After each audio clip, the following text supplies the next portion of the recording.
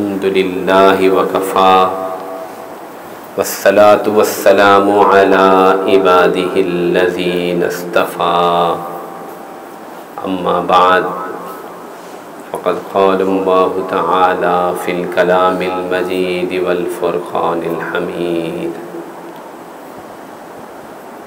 یا ایہا الذین آمنوا هل ادلکم علی تجارۃ تنجیکم من عذاب علیم تؤمنون باللہ ورسولہ وتجاہدون فی سبیل اللہ باموالکم وانفسکم ذالکم خیر لکم ان کنتم تعلمون۔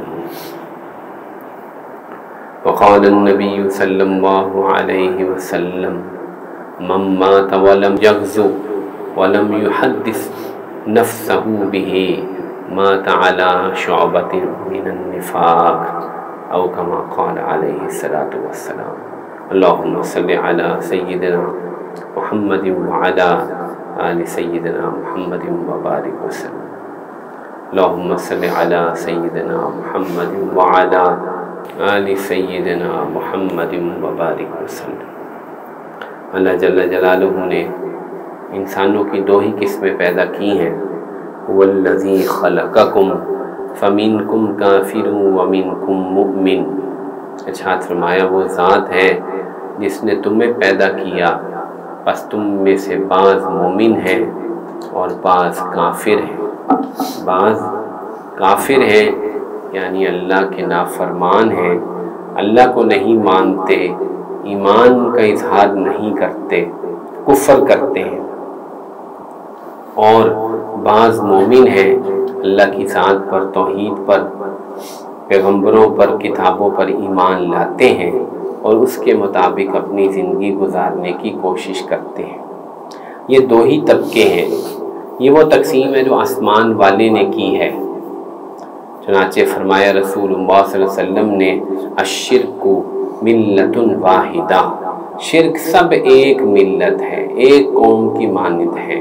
مشرکین یا کفار دنیا میں کہیں بھی ہوں، ان سب کی ایک ہی شناخت ہے، اللہ کے ہاں وہ سب ایک ہیں، اور وہ کیا ہیں کہ وہ کافر ہیں، وہ مشرک ہیں، اور مومن سارے ایک ہیں۔ ایمان والا چاہے کہیں بھی رہتا ہو، کسی بھی ملک کا ہو، کسی بھی قوم کا ہو، کسی بھی رنگ کا ہو، اللہ کے ان کی ایک شناخت ہے کہ وہ ایمان والے ہیں، وہ اللہ پر، فرشتوں پر، کتابوں پر، رسولوں پر ایمان لائے ہیں۔ اس لیے رسول اللہ صلی اللہ علیہ وسلم نے ارشاد فرمایا کہ مومن سارے بنیان واحد ہیں، بنیان واحد ہیں، ایک دیوار کی طرح ہے، ایک عمارت کی طرح مومن ہے، سب ایک ہیں۔ تو یہ تقسیم اس وقت سے ہے جب سے اللہ جل جلالہ نے جہان بنایا، اور یہ تقسیم عین حکمت کے تحت ہے۔ قرآن مجید میں اللہ تعالیٰ نے کئی جگہ ارشاد فرمایا کہ اگر اللہ تعالیٰ چاہتے تو سارے لوگ ایک ہو جاتے، کان الناس امۃ واحدہ، سارے لوگ ایک جیسے ہو جاتے، ایک امت بن جاتی اگر اللہ تعالیٰ چاہتے۔ اللہ تعالیٰ نے اپنی تکوینی طور پر جو نظام بنایا ہے پوری کائنات کا، اس میں ہم دیکھتے ہیں کتنی ہی چیزیں اللہ کے نظام میں جکڑی ہوئی ہیں۔ سورج ہے، چاند ہے، ستارے ہیں، ہوا ہے، مخلوقات ہیں، نباتات ہیں، وہ سب ایک حکم میں جکڑے ہوئے ہیں۔ اللہ چاہتے تو سارے انسان ایک جیسے ہو جاتے، تو سب انسان ایک ملت بن جاتے، ایک دین پر آ جاتے، ایک ایمان پر آ جاتے۔ لیکن اللہ تعالیٰ نے اپنی حکمت سے ایسا نہ چاہا، اس لیے مسلمان اور کافر دو طرح کے انسان بن گئے، اختلاف ہو گیا، امت واحدہ نہ بن سکی، اختلاف ہو گیا، دو امتیں بن گئی، بس دو ہی امتیں ہیں، فمنکم کافر ومنکم مؤمن، بس امت واحدہ نہیں، دو ہیں، کافر ہیں اور مومن ہیں، سب ایک ہیں اللہ کی نظر میں، انسانوں کی اور تقسیمیں جو انسانوں نے بنا رکھی ہیں، یہ پاکستانی ہیں، یہ ہندوستانی ہیں، یہ یورپی ہیں، یہ امریکی ہیں، یہ کالے ہیں، یہ گورے ہیں، یہ تقسیم اللہ کے ہاں نہیں ہے۔ اللہ کے ہاں یہی ایک تقسیم۔ جب یہ دو قومیں ہیں، جب یہ دو امتیں ہیں، ایک امت نہیں دو امتیں ہیں، ایک نبیوں کے پیروکار ہیں، دوسرا نبیوں کے دشمن ہیں۔ کتنے انبیاء کو قتل کر دیا، کتنے انبیاء علیہ الصلوۃ والسلام کی تکذیب کی، وہ سب کافر، جو نبیوں کی تکذیب کرنے والے وہ سب ایک۔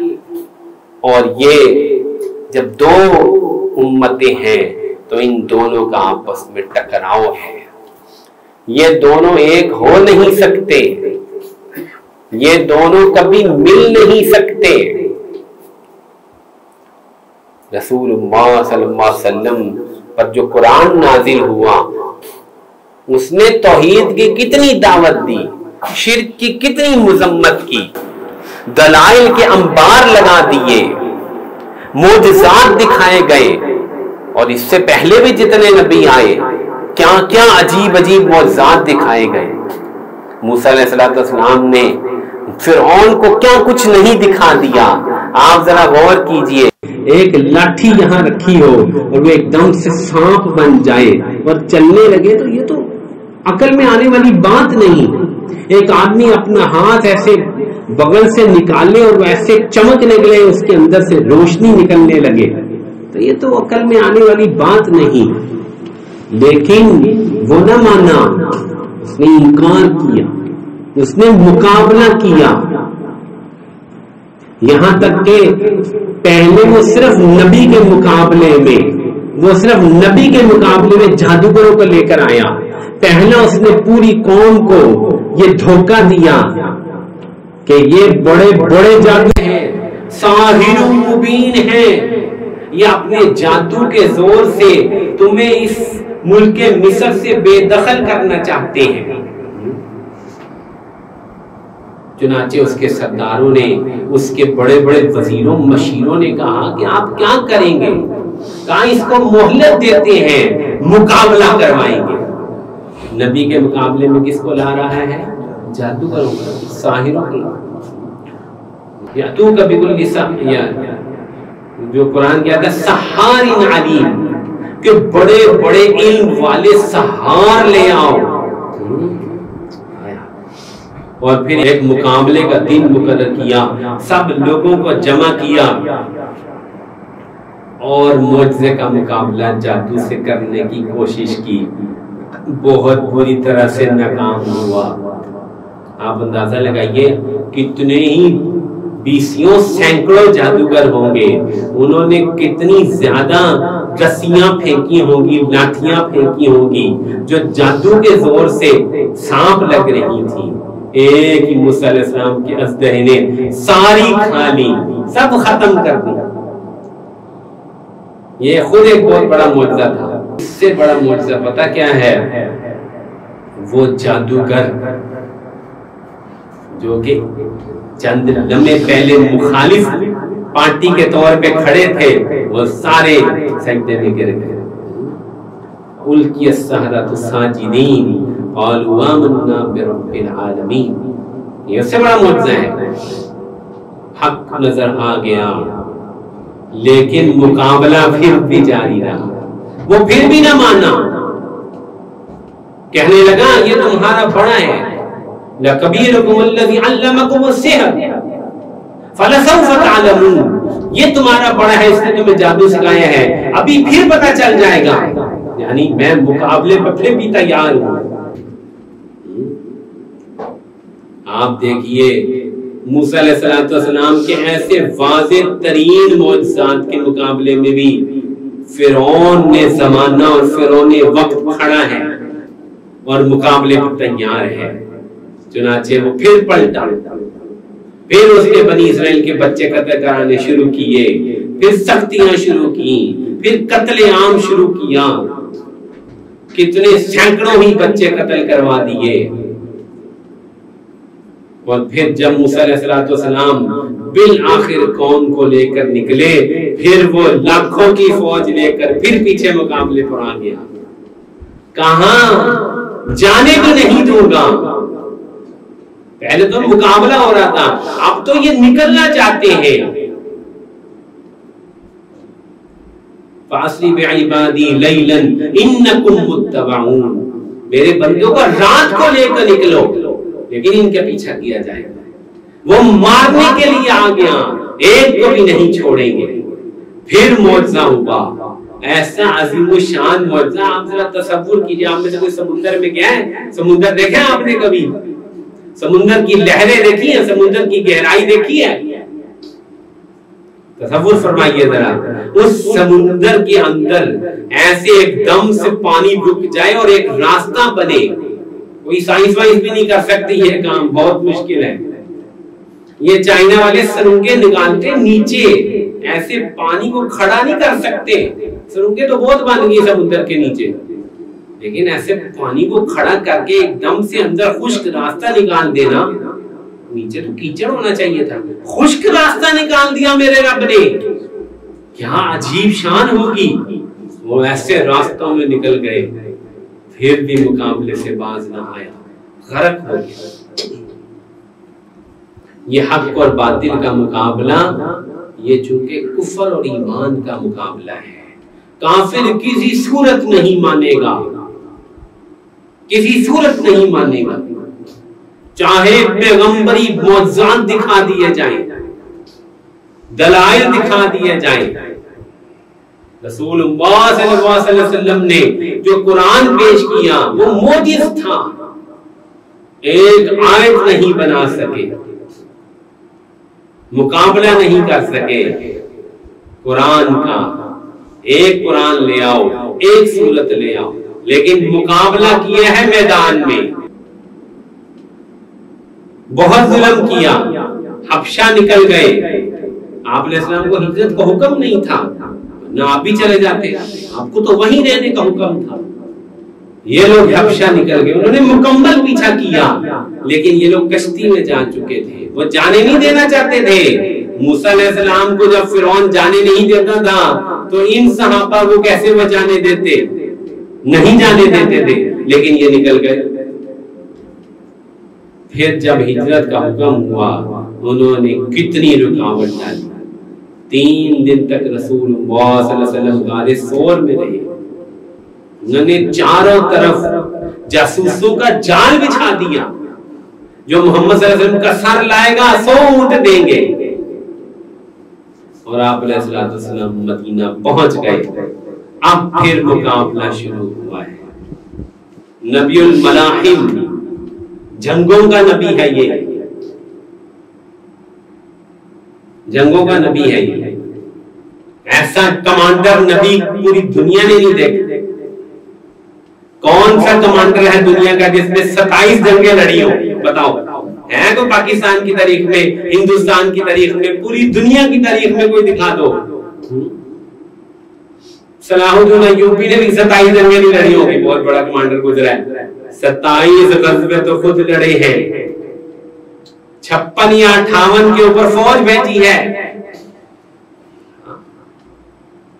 اتنا مقابلہ ہوا ہے، اتنا مقابلہ.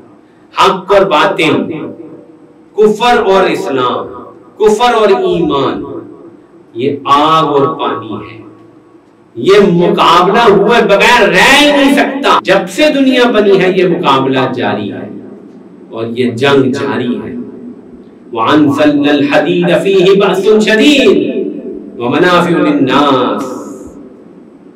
ہم نے لوہا اتارا اس لیے ہے کہ اس میں جنگ کی بڑی طاقت ہے. یہ لوہا جنگ کے لیے اللہ نے اتارا آسمان سے، تو زمین سے نکلتا ہے. انزلنا کی خاص تعبیر کی ہے مفسرین نے کہ چونکہ یہ خاص چیز ہے اس لیے اس کے لیے انزلنا. جیسے کتاب قرآن نازل ہے نا، کتاب انزل ہے نا، اسی طرح یہ لوہا بھی انزلنا ہے. کتاب نازل کی ہے، لوہا بھی نازل کیا ہے کہ لڑو اور باطل کے مقابلے میں لڑنا ہے. کفر سے لڑنا ہے، اور یہ لڑائی یہ چونکہ ہو کے رہے گی، شیطان ہے، اس کے پورے لشکر ہیں، یہود ہیں، نصارہ ہیں، مشرکین ہیں، سارے ایک ہیں اور ایمان والے ایک ہیں۔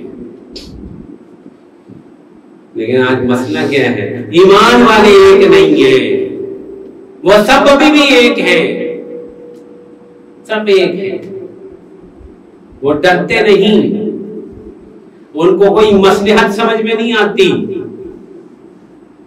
وہ سب ایک ہے۔ آج ہم کیوں ذلیل ہیں؟ کیونکہ ہم ایک نہیں، ہم لڑنا نہیں چاہتے، ہم جہاد کرنا نہیں چاہتے، اس وجہ سے یہ مسئلہ ہے۔ پوری دنیا میں اتنی طاقت کے باوجود ذلیل ہو رہے ہیں۔ رسول اللہ صلی اللہ علیہ وسلم نے فرمایا من مات ولم یغزو ولم یحدث نفسه به مات على شعبۃ من النفاق، مسلم کی روایت۔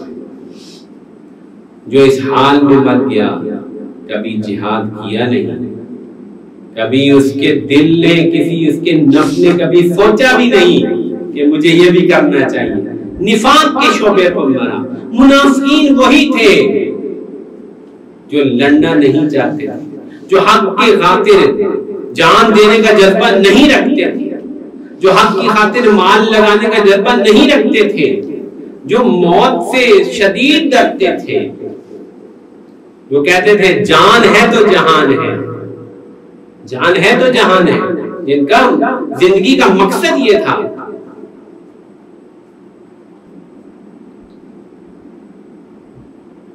فَرِحَ الْمُخَلَّفُونَ بِمَقْعَدِهِمْ خِلَافَ رَسُولِ اللَّهِ وَكَرِهُوا أَن يُجَاهِدُوا بِأَمْوَالِهِمْ وَأَنفُسِهِمْ فِي سَبِيلِ اللَّهِ وَقَالُوا لَا تَنْفِرُوا فِي الْحَرِّ۔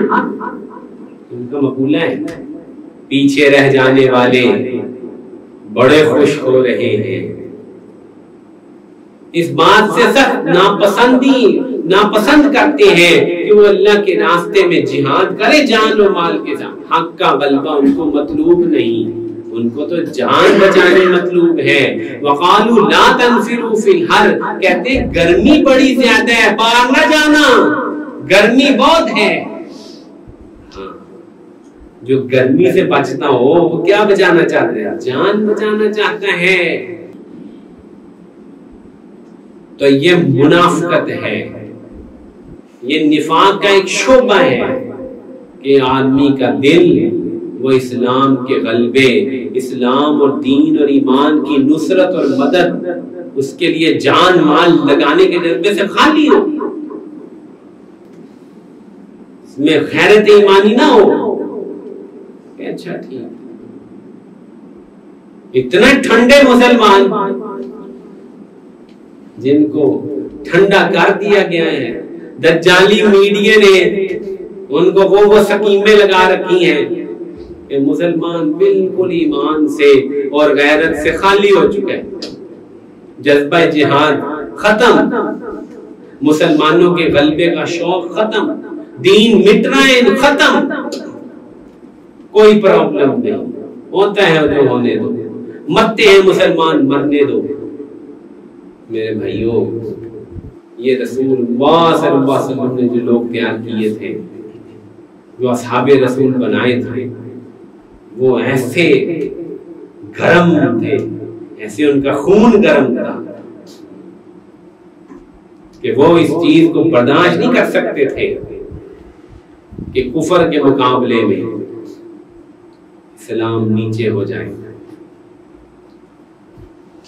مسلم شریف کی ایک روایت یاد آئی، غزوہ خندق کا موقع تھا، سردی بہت زیادہ تھی اور 12,000 کا لشکر جو ہے وہ باہر خندق کے دوسری طرف پڑاؤ ڈالے بیٹھا تھا، اور دن رات تیروں کی بارش ہو رہی تھی، اور مسلمان مدینے سے بہت فاصلے پر گھروں سے دور خندق کے گرد پہرے دے رہے تھے، بھوکے شدید تھے، دو پتھر باندھ رکھے تھے، کئی دن سے کھانے کو نہیں ملا تھا، اور قریش وہ بنو غطفان یہود جو قریش کو تیار کر کے لائے تھے، انہوں نے غطفان والوں کو بھی آفر دی تھی کہ تم ہمارا ساتھ دو، ہم خیبر کی آدھی کھجوریں تمہیں دے دیں گے۔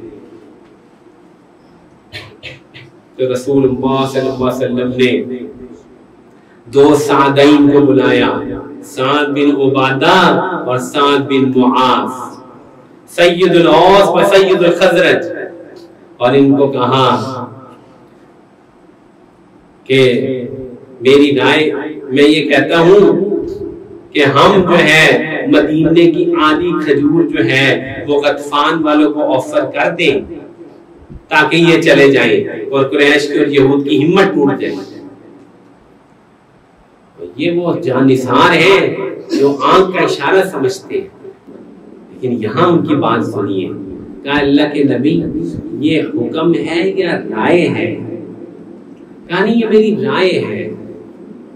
تو انہوں نے کہا اللہ کے نبی پہلے ہم کافر تھے، کفر پہ تھے، مرداروں جیسی جانور جیسی زندگی گزار رہے تھے، مردار کھاتے تھے، جاہلیت پہ لڑتے تھے، اس وقت بھی ہم نے مدینے کی ایک کھجور کیا اس کا ایک ٹکڑا بھی کبھی ان لوگوں کو نہیں دیا۔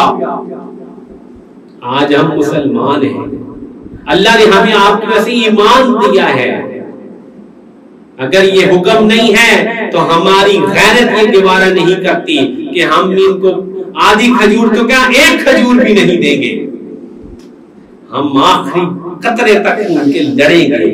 یہ کیا سمجھتے ہیں اپنے آپ؟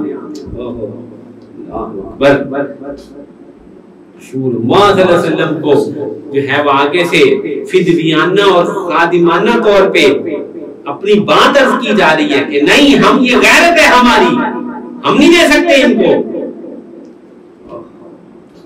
اللہ اکبر، یہ ہے غیرت وہ چیز جو آج ہم سے نکل گئی، جذبہ جہاد، جان لگا دینے کا جذبہ، مال لگا دینے کا جذبہ۔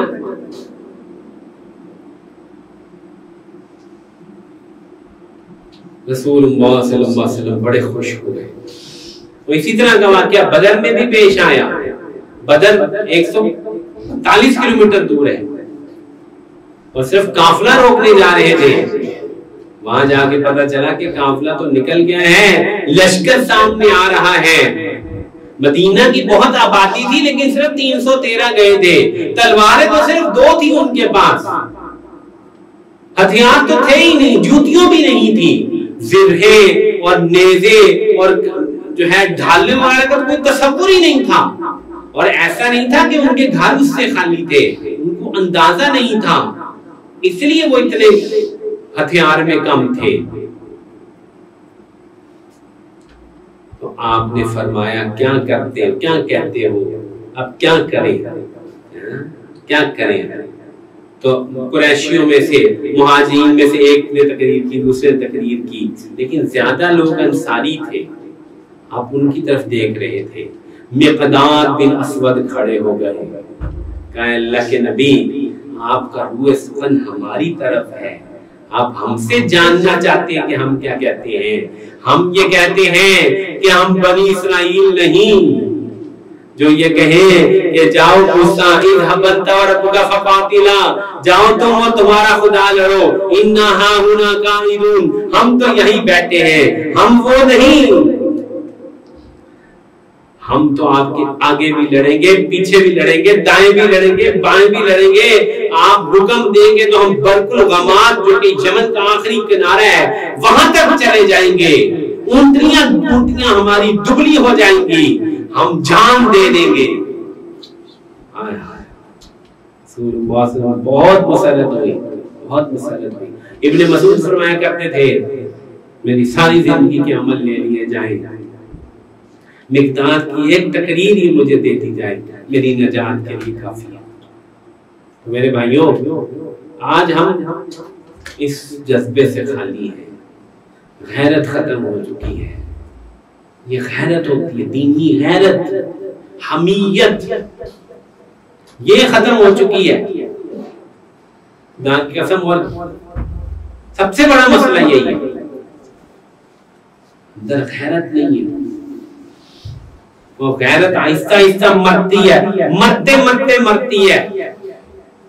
یہاں سر عام گناہ ہو رہے ہیں، کفر پھیل رہا ہے، بے حیائیاں ہو رہی ہیں، اللہ کے حکم ٹوٹ رہے ہیں، ہمارے خون میں غیرت آتی نہیں۔ جب اپنے سامنے اللہ کے حکم ٹوٹتے دیکھتے ہیں، اللہ کے دین کو مٹتا دیکھتے ہیں، غیرت نہیں آتی، حمیت نہیں جاگتی، پھر دور کہیں مسلمانوں پہ ظلم ہو رہا ہو، ہم کہتے ہیں ہماری بلا سے ہمیں کیا ہے، ہمیں تو ذرا انڈیا پاکستان کا میچ دیکھنے دو، چھوڑو وہاں کیا ہو رہا ہے، کسی پہ بم گرتے ہیں، کسی پہ میزائل گرتے ہیں تو گرنے دو، ہم تو سیف ہے نا، کیا ہے، ہم تو سیف ہے نا، ہم تو گھروں میں مزہ کر رہے ہیں نا، ہماری بجلی تو بحال ہے، وہاں کی جاتی ہے تو جائے،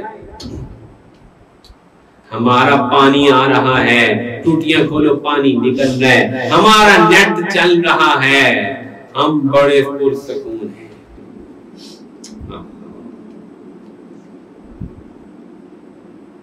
یہ ہے میرے بھائیوں وہ بے حسی، یہ ہے وہ دینی حمیت کی کمی، شدید ترین کمی، یہ مسلمانوں کی خیر خواہی کی کمی، جس وجہ سے آج ہم یہاں پہنچ چکے ہیں۔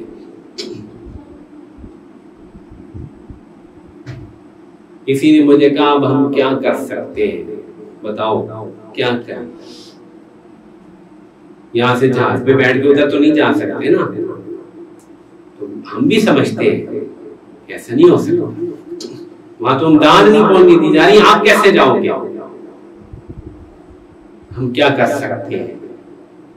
ہم تڑپ تو سکتے ہیں، ہم بے چین تو ہو سکتے ہیں، ہم اندر سے بے چین ہو کے دعائیں تو کر سکتے ہیں۔ کسی نے مجھے کہا کہ ہمارے پاس سوائے بد دعائیں دینے کے اور باقی کیا ہے؟ یہ بات کئی لوگوں نے کہی ہے، کئی پوسٹوں میں بھی لکھی ہوئی آ گئی، کئی اینکروں نے بھی کہہ دی کہ تواڈے کول بد دعاواں دین دے علاوہ اور ہے کی، یا بد دعائیں دو یا دعائیں دو، دعائیں کرو ان کے حق میں، یہ بد دعائیں دو ان کو، ظالموں کو۔ میں کہتا ہوں کتنے ہیں جو بد دعائیں دے رہے ہیں، مجھے بتاؤ، جو رات کو بے چین ہے، جو نماز پڑھ کے بد دعائیں دے رہے ہیں کہ یا اللہ مسلمانوں کی مدد فرما اور ظالموں کا بیڑا غرق فرما، ان کی قوت کو پارا پارا فرما، ان کے شہروں کو ٹکڑے ٹکڑے کر دے۔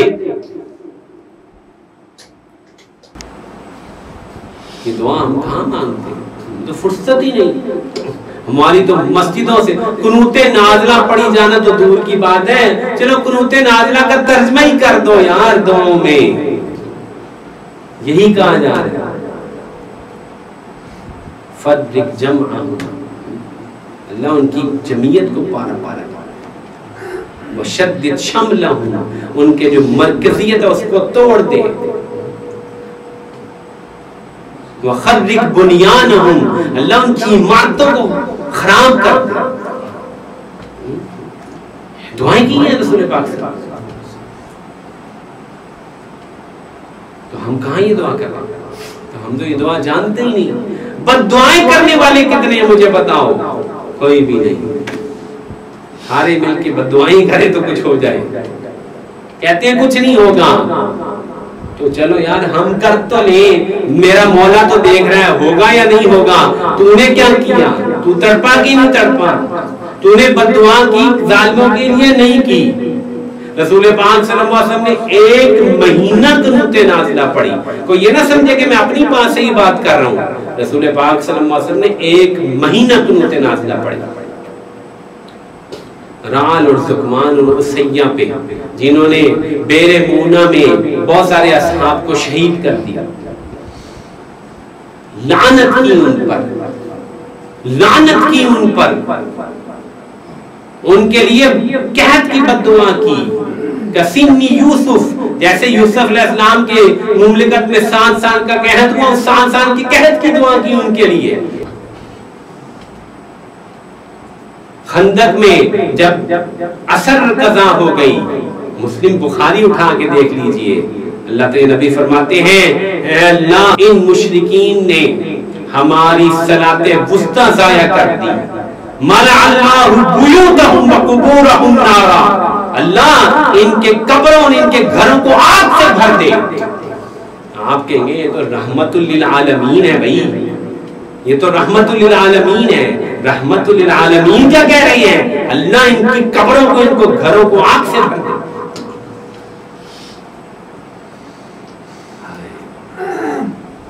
یہ لعنتیں، یہ بددعائیں،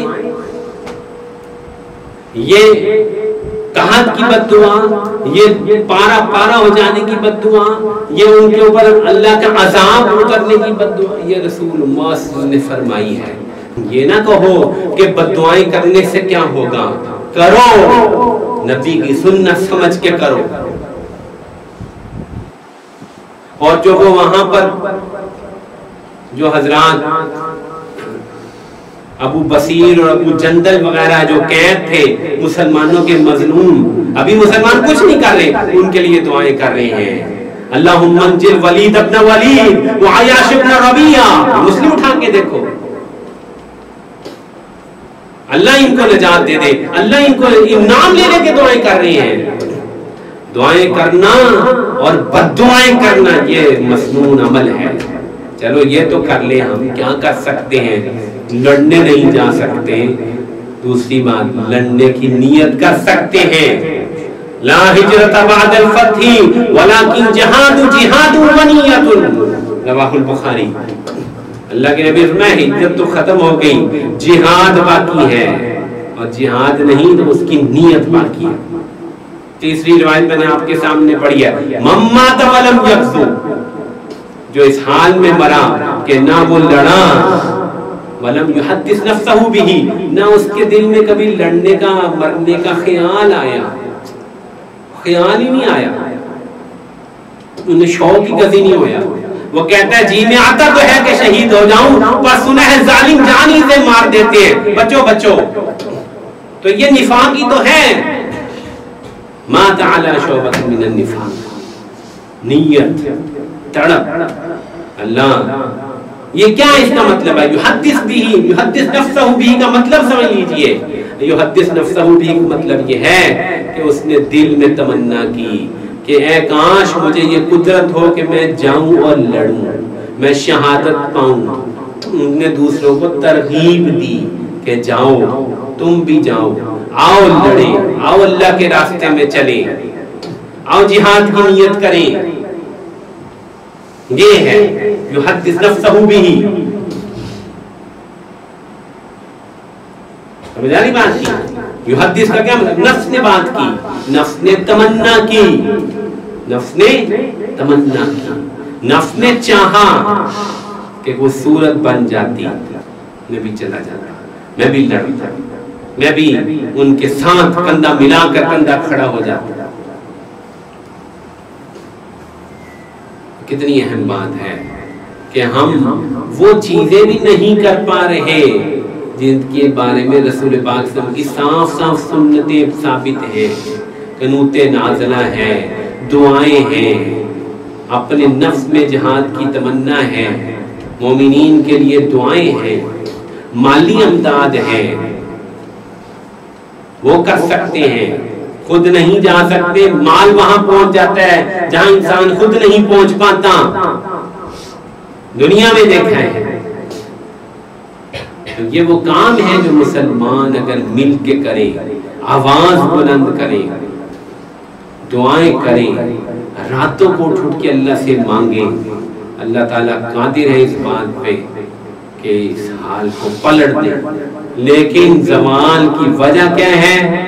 دنیا کی محبت، موت سے کراہت، جہاد سے نفرت، یہ وجہ ہے۔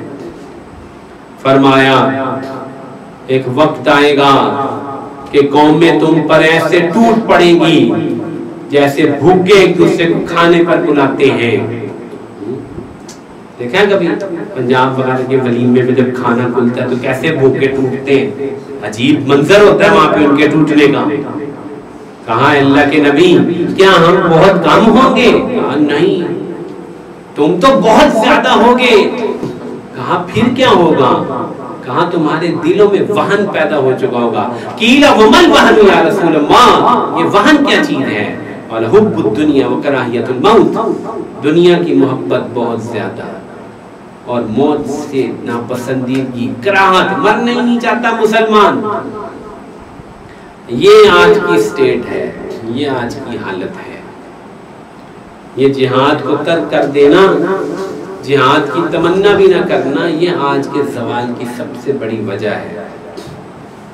مسلمان ٹیکنالوجی کے بس پہ کبھی نہیں جیتا. یہ بھی میں آج یہ مغالطہ دور کرنا چاہتا ہوں.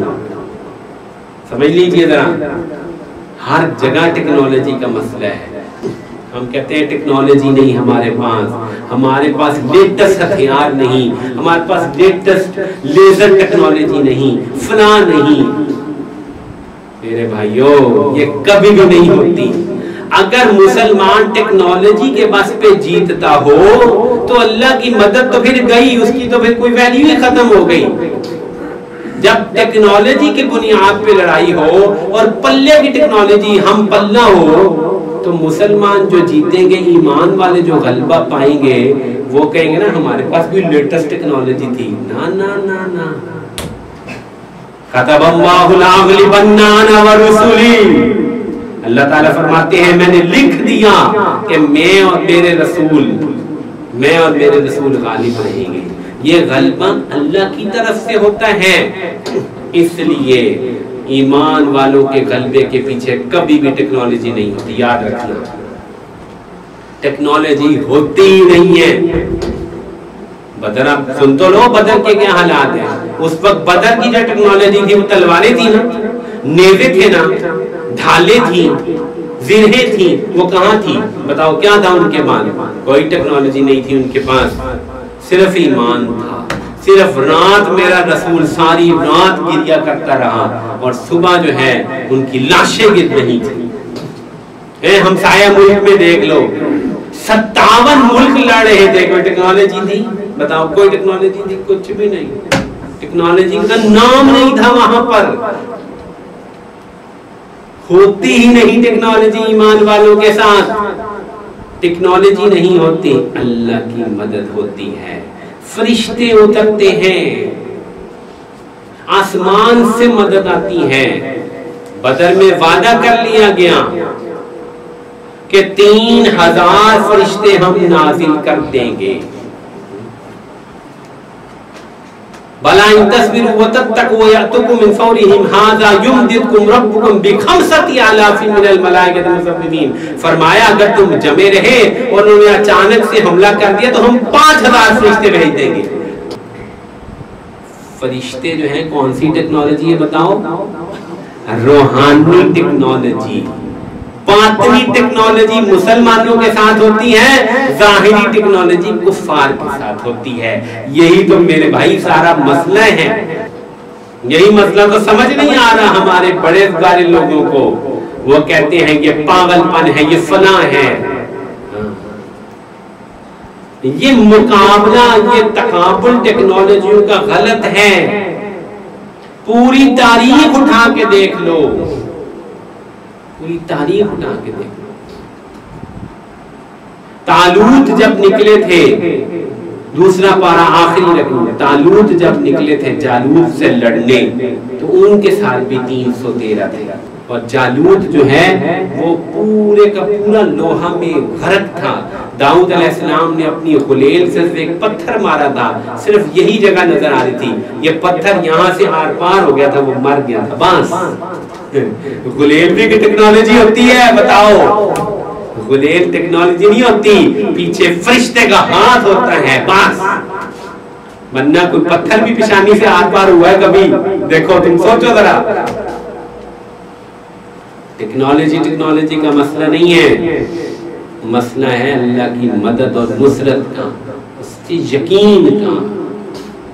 کیونکہ مسلمان اس وقت اس مدد کی طرف دیکھتا ہی نہیں ہے. مسلمان کو اس مدد کی حاجت نہیں ہے. مسلمان کہتے ہیں ہمیں بھی ٹیکنالوجی چاہیے، ہم پھر لڑیں گے. تو وہ رب کہتا ہے جب تم نے لڑنا ہی ٹیکنالوجی سے ہے تو میری مدد کی تمہیں کیا ضرورت ہے؟ یہ وجہ ہے، یہ وجہ ساری. جب تک ہم یہ باطل خیال دل سے نہیں نکالیں گے تب تک ہمیں وہ کامل یقین ہی حاصل نہیں ہوگا.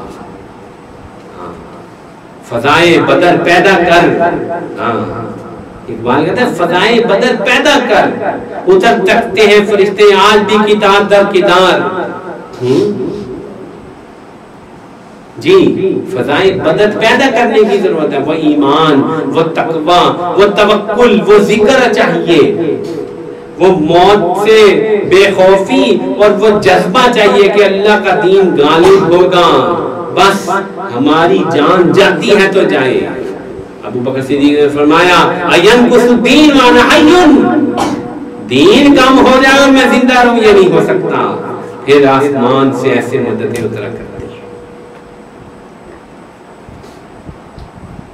مغالطہ اپنے دل سے نکال دیجئے.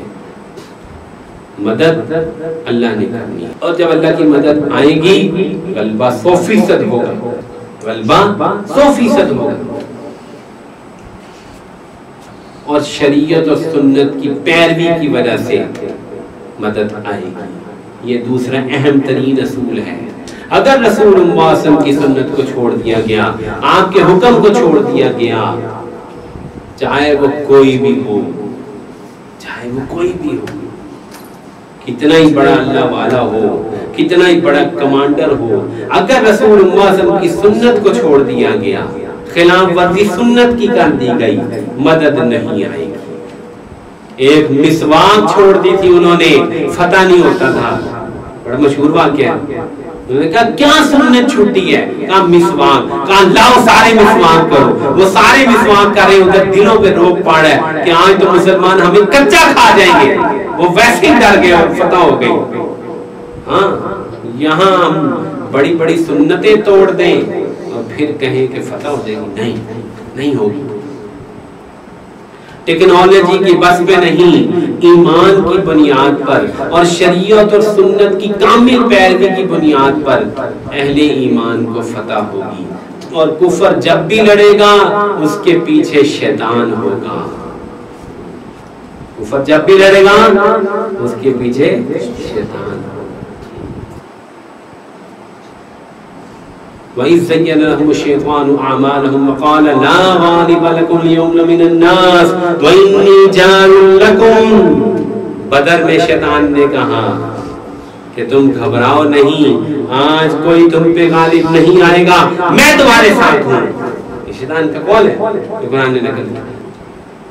ان کے ساتھ شیطان ہوگا، شیطانی قوتیں ہوں گی، ٹیکنالوجی ہوگی، ہتھیار ہوں گے، جاسوسی ہوگی. بس یہی ان کی طاقت ہے. اور مسلمان ایمان کی بنیاد پر، تقوی کی بنیاد پر، شریعت و سنت کی بنیاد پر، توکل کی بنیاد پہ لڑے گا اور ہمیشہ کامیاب، ہمیشہ غالب. اس لیے میرے بھائیوں، آج جو اس وقت ہم پر جو ایک پج مردگی تاری ہے، بے حسی تاری ہے، اس کے خول کو توڑنے کی ضرورت ہے. بہت محنت کی ضرورت ہے، بہت گفتگو کی ضرورت ہے. جہاں بیٹھو لوگ مایوسی کی باتیں کرتے ہیں، ہم خود ہی اہل ایمان ہو کر ایمان کے خلاف باتیں کرتے ہیں، ایمان کی نقیضیں بیان کرتے ہیں. ہمارا حال یہ ہے جو کہ مدینے کے منافقین کا حال ہو گیا تھا. وہ غزوہ خندق کے موقع پہ کہہ رہے تھے ما وعدنا اللہ ورسولہ الا غرورا، اللہ نے نہیں وعدہ کیا، اس کے رسول نے مگر دھوکہ دیا ہے. معاذ اللہ معاذ اللہ معاذ اللہ. یہ مدینے کی بات بتا رہا ہوں، مدینے میں یہ بات کہی جا رہی تھی، دھوکہ ہوا ہمارے ساتھ. اور ایمان والے کہہ رہے تھے صدق اللہ ورسولہ وما زادہم الا ایمانا وتسلیما. کہتے ہیں نہیں سچ کہاں ہے، ہو کے رہے گا. یہ چاروں طرف یہی بات ہے، دھوکہ ہو گیا، یہ کیا دین ہمیں مل گیا، ہم تو پٹ رہے ہیں، ہم تو لٹ رہے ہیں. جہاد کو لوگ برا بھلا کہہ رہے ہیں، کفار کی شان میں باتیں کر رہے ہیں، ان کی ٹیکنالوجی سے مرعوب ہیں، ان کی باتوں سے مرعوب ہیں، ان کے پروپیگنڈے سے بہت مرعوب ہیں. دجالی میڈیا نے اس قدر غلط باتیں پھیلائی ہیں. انشاءاللہ تعالی ایک بیان میں یہاں کروں گا تیار کر رہا ہوں، آپ انتظار کیجئے۔ دجالی میڈیا کے کام کرنے کا طریقہ کار وہ میں نے بیان کرنا ہے یہاں انشاءاللہ تفصیل کے ساتھ۔ بہت کم لوگوں کو اس طریقے کا پتہ ہے کیسے سوچ بدلی جاتی ہے، کیسے سوچ بدلی۔ بہت ساری تھیوریز ہیں، انشاءاللہ سہل زبان میں بیان کروں ان تھیوریز کو جو میں نے پڑھی ہیں کہ کیسے کام ہو رہا ہے، کیسے آپ کا مائنڈ سیٹ بدلا گیا ہے۔ آج مسلمان پجی بھی رات ہے، اس کے پیچھے بہت بڑا کردار اس میڈیا کا ہے۔ تو ہم اس خول سے نکلے، اس مایوسیت سے نکلے، اس نفاق کی کیفیت سے نکلے۔ ہم کیا کر سکتے ہیں؟ ہم سب سے پہلے اس نفاق کی کیفیت سے نکلنا ہوگا۔ ہمیں جذبہ جہاد اور شہادت کی موت کی تمنا چاہیے، ہمیں اللہ کی دین کی نصرت کے بڑے بڑے ارادے چاہیے، ہمیں اللہ تعالیٰ سے مانگنے کا جذبہ چاہیے کہ اللہ تو کر دے، ہو جائے گا سب کچھ۔ ہاتھ پہ ہاتھ بھرے بیٹھا ہے مسلمان، منتظر فردا ہے، کچھ بھی نہیں ہوگا ایسا۔ اور یہاں رہتے ہوئے شریعت و سنت کی مکمل پاسداری ہم کر لیں۔ جہاد نفس پہلے ہوگا، پھر جہاد اکبر کی کیفیت طاری ہوگی۔ جو بندہ جہاد نفس کرنے کو تیار نہیں، جو رات کو میٹھی نیند توڑنے کو تیار نہیں، جو فجر مسجد جا کے پڑھنے کو تیار نہیں، جو گناہوں کی جو عادت اسے پڑی ہے اس کو چھوڑنے کو تیار نہیں، جو میوزک اور میڈیا اور ان گندی چیزوں میں ملوث ہے اس سے نکلنے کو تیار نہیں، اس سے عبث ہے یہ جہاد کی تمنائیں اور یہ جان دینے کی باتیں، تو کہاں کرے گا؟ نفس کے مزوں نے مار دیا۔ میرے بھائیوں، بہت سخت قسم کا دھواں چھایا ہے، نفاق کا، بے دینی کا، مایوسی کا، کنوٹیت کا۔ ہم خود بھی توڑیں، دوسروں کو توڑنے میں مدد کریں۔ ہم جذبہ جہاد اللہ سے مانگیں، اپنے دل کو مضبوط کریں، مسلمانوں کی مدد کی اور مظلوموں کی مدد کے ارادے کریں، ہم اپنا مال خرچ کریں، ہم راتوں کو اللہ کے سامنے روئیں کہ اللہ یہ کیا ہو رہا ہے،